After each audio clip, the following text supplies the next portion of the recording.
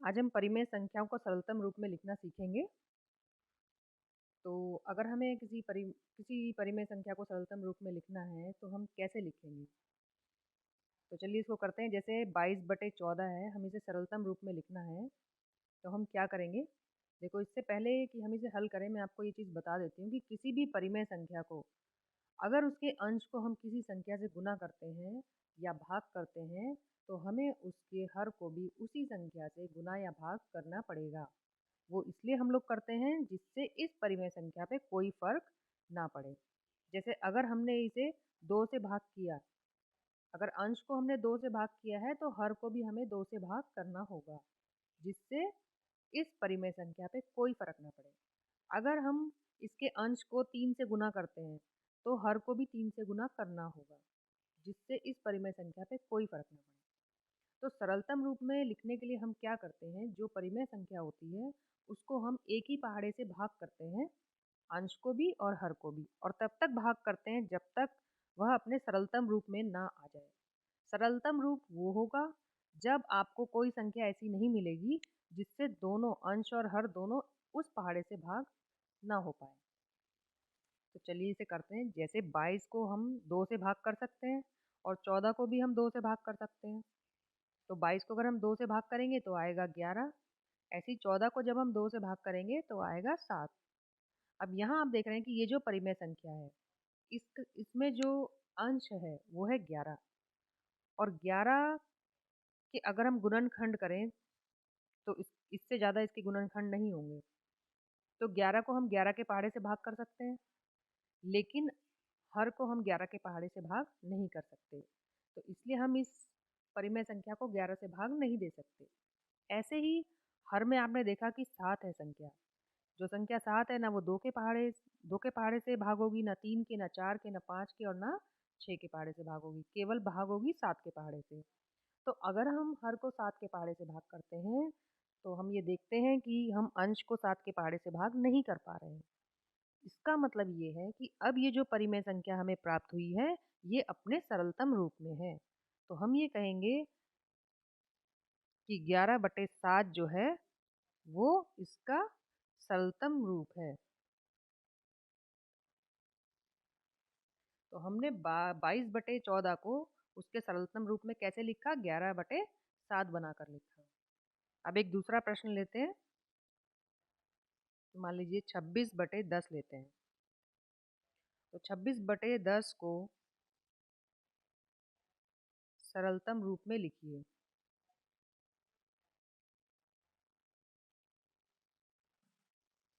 तो अब हम इसे कैसे करेंगे? 26/10 सबसे पहले हम देखेंगे क्या ये 2 से भाग हो जाते हैं, अंश और हर। तो अगर हम तो हमने देखा कि हाँ, 26 2 से भाग हो जाता है और 10 भी 2 से भाग हो जाता है। तो हम इसे 2 से भाग करेंगे। अभी वीडियो के अंत में मैं आपको बताऊंगी कि आपको कैसे पता चलेगा कि ये संख्याएं 2 से भाग हो रही हैं। क्योंकि 10 तो 2 के पहाड़े में आता है, लेकिन 26 2 के पहाड़े में नहीं आता। तो अगर आपको नहीं पहचान है इसकी, तो वीडियो को अंत तक देखिएगा। मैं आपको ये बता दूंगी कि कैसे पता चलता है कि ये संख्या जो है वो 2 से भाग होगी या नहीं होगी। तो हम 26 को 2 से भाग करेंगे तो कितना आएगा? ये आ जाएगा 13। और जब हम 10 को 2 से भाग करेंगे तो आएगा 5। अब यहाँ पर हम देख रहे हैं कि अंश है 13। 13 को हम केवल 13 के पहाड़े से ही भाग कर सकते हैं, और कोई ऐसा पहाड़ा नहीं है जिससे हम 13 को भाग कर सकते हैं। तो अगर हम इसको 13 से भाग करते हैं तो हमें हर को भी 13 से भाग करना होगा, लेकिन हर जो है वो 13 से भाग नहीं हो पाएगा क्योंकि वो संख्या है 5।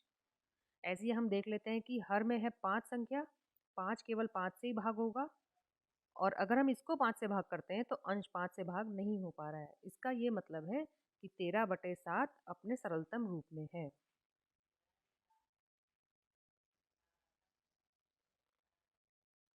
तो 13/5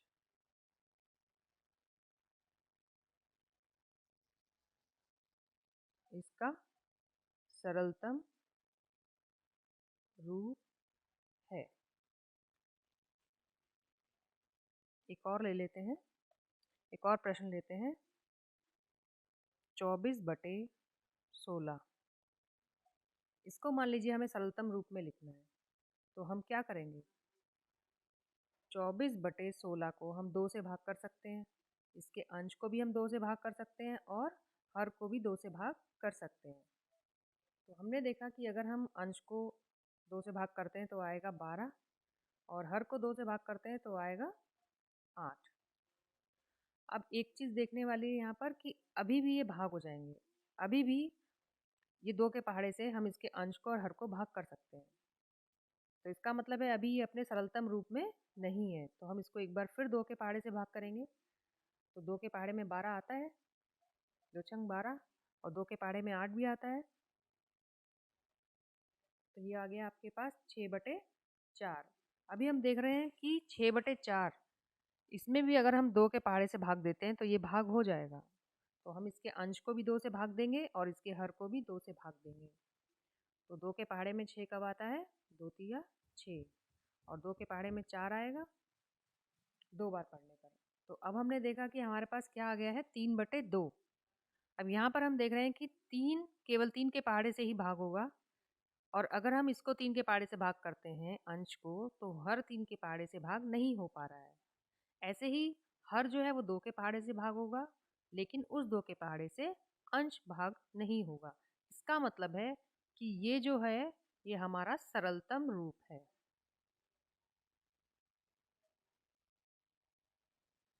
तो आपने देखा कि कैसे 24/16 को हमने उसके सरलतम रूप में लिखा है।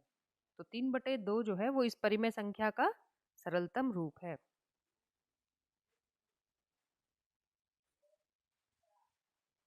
अब यहाँ पर मैं आपको पहचान बता देती हूँ कि आपको कैसे पता लगाना है कि हम इस संख्या को 2 से भाग कर सकते हैं।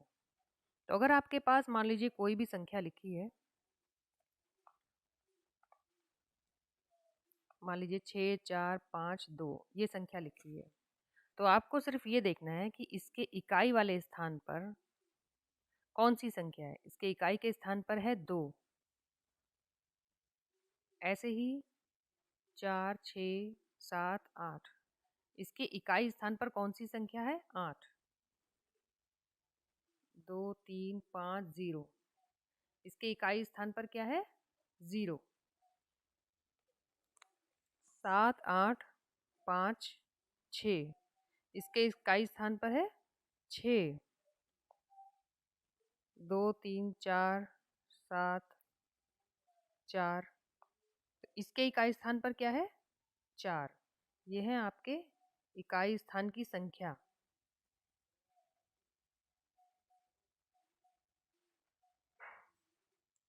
तो अगर आपके इकाई स्थान पर 0 2 4 6 या 8 इनमें से कोई संख्या आती है तो ये पूरी की पूरी जो संख्या है वो 2 से भाग हो जाएगी।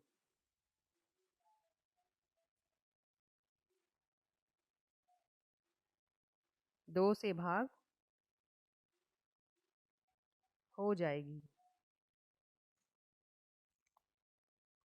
तो आपको इसमें क्या देखना है? केवल ये देखना है कि इकाई के स्थान पर कौन सी संख्या है। अब यहाँ पर हमने देखा था इकाई स्थान पर 4 है और इकाई स्थान पर 6 है। अब हमें पता है अगर इकाई स्थान पर 4 है या 6 है तो वो 2 से भाग हो जाएगा, इसलिए हमने इनको 2 से भाग कर दिया। भाग करने के बाद जो संख्या आई वो थी 12/8। तो यहाँ भी हमने देखा कि इकाई स्थान पे 2 है और 8 है, इसका मतलब ये 2 से भाग हो जाएगी। फिर जो उत्तर आया उसमें हमने फिर देखा कि 6 और 4 संख्या है। 6 और 4 अगर आती हैं इकाई स्थान पर तो वो फिर से 2 से भाग हो जाएंगी, तो हमने इसे फिर से 2 से भाग किया और हमारे पास आ गया 3/2। अब यहाँ तो 2 है इकाई स्थान पर लेकिन यहाँ पर 3 है, इसका मतलब ये 2 से भाग नहीं होगी। तो अगर आपको इकाई स्थान पर इन संख्याओं की जगह दूसरी संख्या मिलती है जैसे 1 3 5 7 9 तब ये संख्याएं 2 से भाग नहीं होंगी। यहाँ आपने देखा था जैसे 22/14 था, तो यहाँ पे इकाई स्थान पर कौन सी संख्या थी? 2। यहाँ इकाई स्थान पे क्या है? 4। तो 2 और 4 अगर इकाई स्थान पर हैं तो ये 2 से भाग हो जाएगी, क्योंकि इकाई स्थान पे 0 2 4 6 8 इनमें से कोई भी संख्या होगी तो ये पूरी संख्या 2 से भाग हो जाएगी। ऐसे ही यहाँ पर हम देखेंगे इकाई स्थान पर 6 है और यहाँ इकाई स्थान पर 0 है, इसका मतलब है कि ये संख्या जो है पूरी 2 से भाग हो जाएगी। ऐसे ही ये वाली संख्या भी 2 से भाग हो जाएगी। अब यहाँ हम देख रहे हैं कि यहाँ पर इकाई स्थान पर 5 है और यहाँ इकाई स्थान पर 3 है। इसका मतलब ये संख्या 2 से भाग नहीं होगी।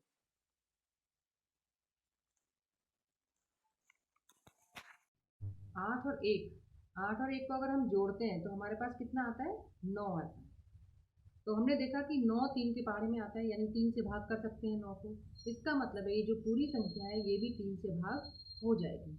ऐसे ही हमें देखना है नीचे जो संख्या है 63, इसमें कौन कौन से अंक है? 6 और 3। अगर हम इन दोनों को जोड़ देते हैं तो क्या संख्या मिलती है? 9। 6 और 3 होते हैं 9। ये 9 भी 3 से भाग हो जाएगा।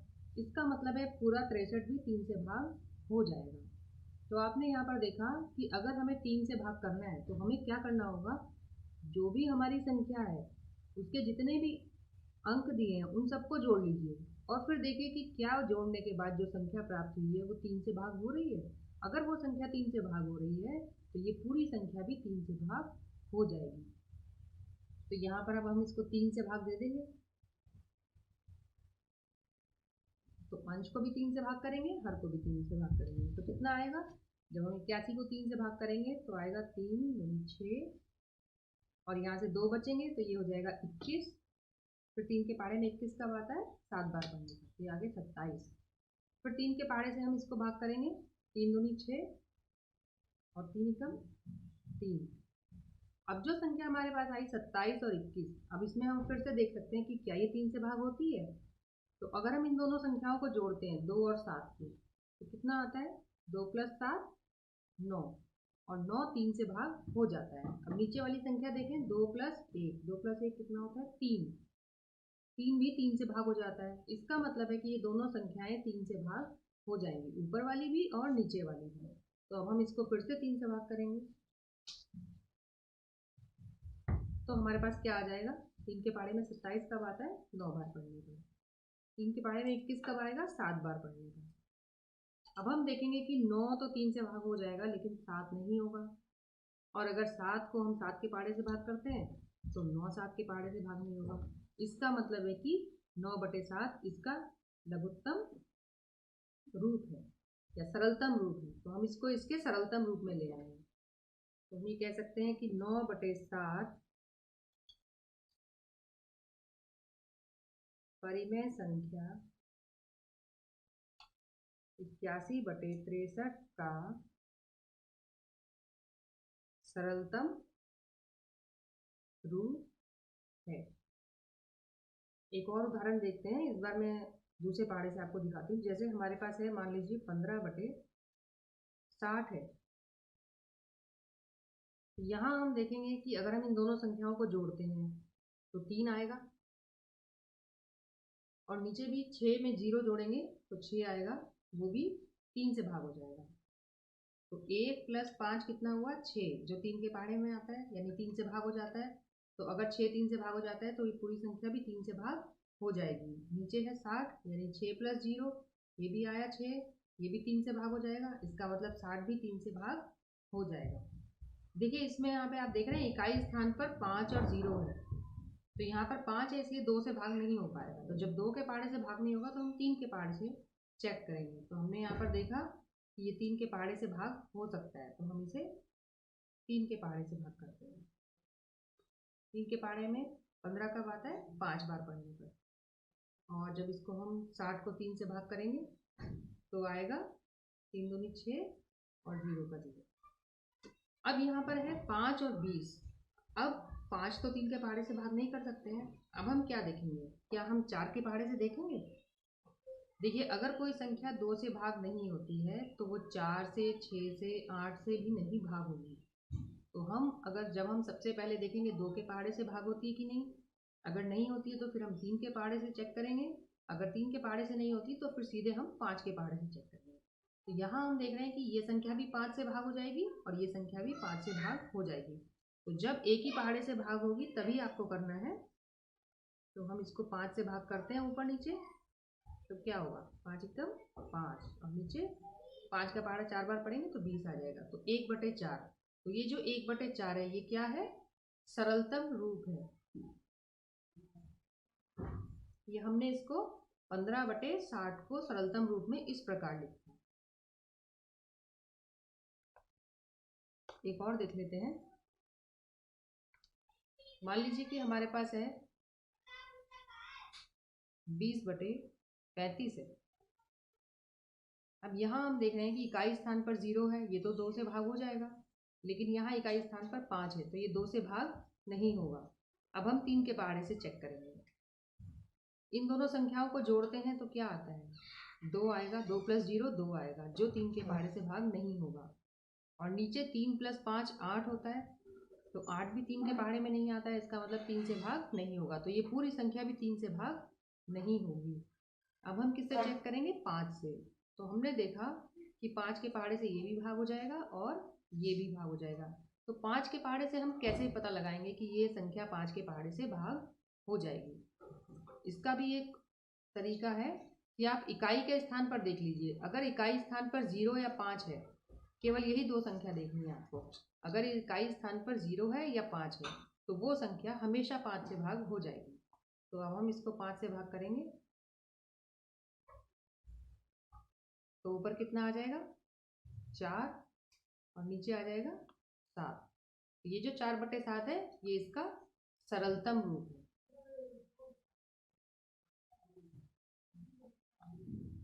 तो आपने देखा कि अगर हमें ये चेक करना है कि क्या कोई दी हुई संख्या 5 से भाग होती है, तो हम क्या चेक करेंगे, तो 5 से भाग, इसको आप नोट कर लीजिए कि अगर हमें 5 से भाग का पता लगाना है कि कोई संख्या 5 से भाग होती है कि नहीं, तो हमें क्या करना है कि उसके इकाई स्थान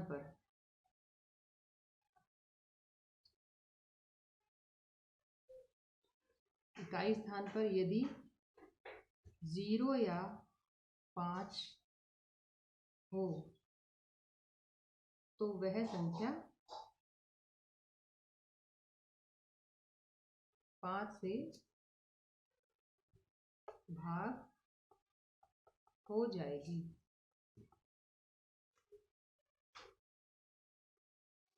एक और उदाहरण ले लेते हैं। जैसे मान लीजिए 22/88 है हमारे पास।